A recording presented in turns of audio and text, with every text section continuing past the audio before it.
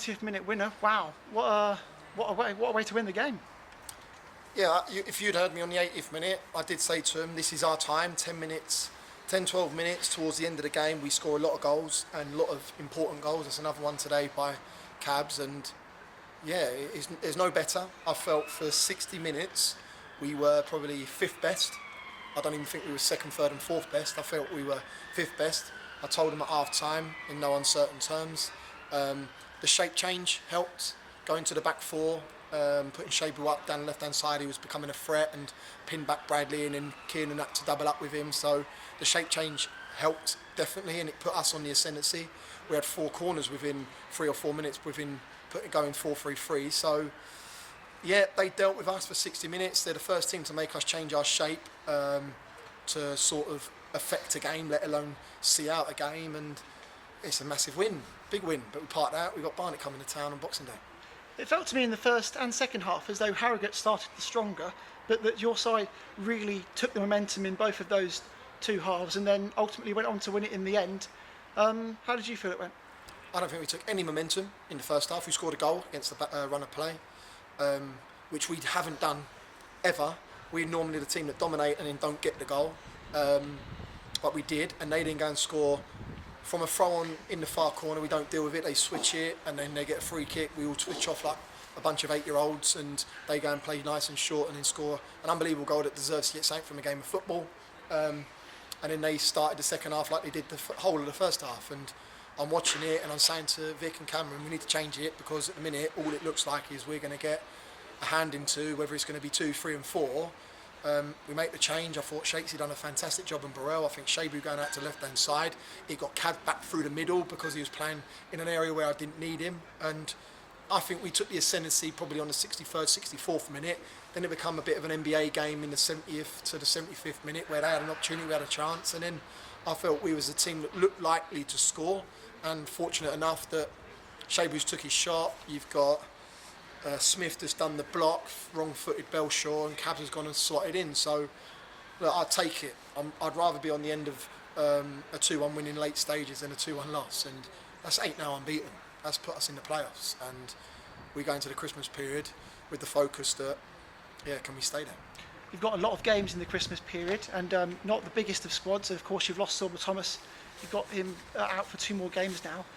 You said that you wanted someone to really stake that shirt, and potentially Sorba wouldn't get it back. But have you seen that today? When I put Femi back as a left back, outstanding, absolutely outstanding. I've played the game. When I've gone and played 7 games as a centre midfielder, to then go and play my 8th as a right back, you get your bearings all wrong. You get your start positions all wrong. So in terms of that, I felt that he didn't get his organisation right alongside Jamal early on. Then when I put him left back, you see the best left back in the league. He dealt with Brendan Kiernan. He come out with the ball. He started our attacks. He switched off on another throw on late on in the second half, and you think you can't switch off. That's when you've got to come alive.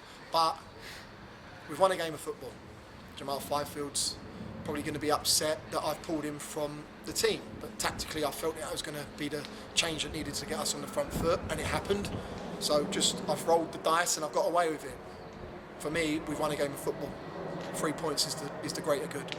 I was watching the game today with Mick Payne, who I think you know, and he had so much good stuff to say about Kane Smith, who for him was the man of the match.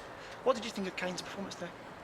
Yeah, everyone knows about Kane Smith now. He's had a year with us when he initially came from Hitchin and went to Wembley. Had the horror ACL last year that's seeing him out. You wouldn't suggest that. He's up and down, he's got great athleticism, tenacious when on 1v1 duels, and he's gone and put balls in the box with purpose. And yeah, he's a fantastic asset for this football club. We've got a few assets at this football club, and we look like a side that are now building something. Like I said earlier, you've got quite a few games in this run. You played a few of the younger lads in the Hearts game. Do you think you may have to use some of those just to make sure that you've got everyone fully fit for all the games? We come in Monday. I'll speak to my physio, see where we're at. Tyrone's obviously come off with a niggle to behind the back of his knee. Shabu goes down with cramp.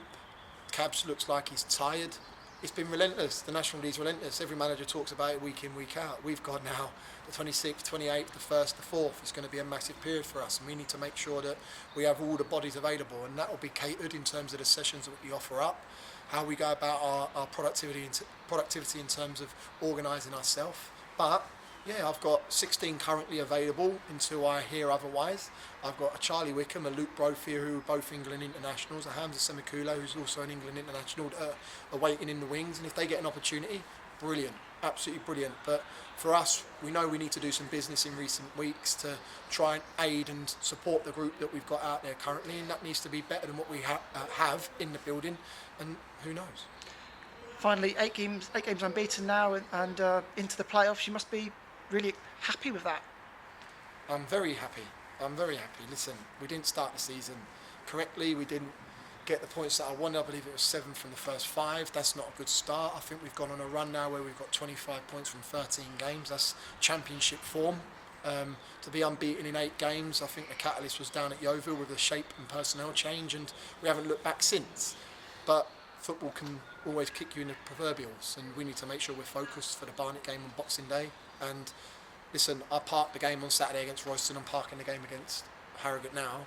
The focus turns to Boxing Day against Barnet, and we need to make sure we're on our mettle, because I know they've gone and beat Maidenhead 3-1, and that's an unbelievable result. He's done a fantastic job there, Darren Curry and Junior Lewis, and we know that it's going to be bitty come Boxing Day, and they're going to want the bragging rights as much as we are. So we need to be focused come Monday. Can have a lovely weekend. I'm going out for dinner with my chairman tonight, so I'll enjoy a few beers, and I can imagine the boys will enjoy themselves, but we start work on Monday.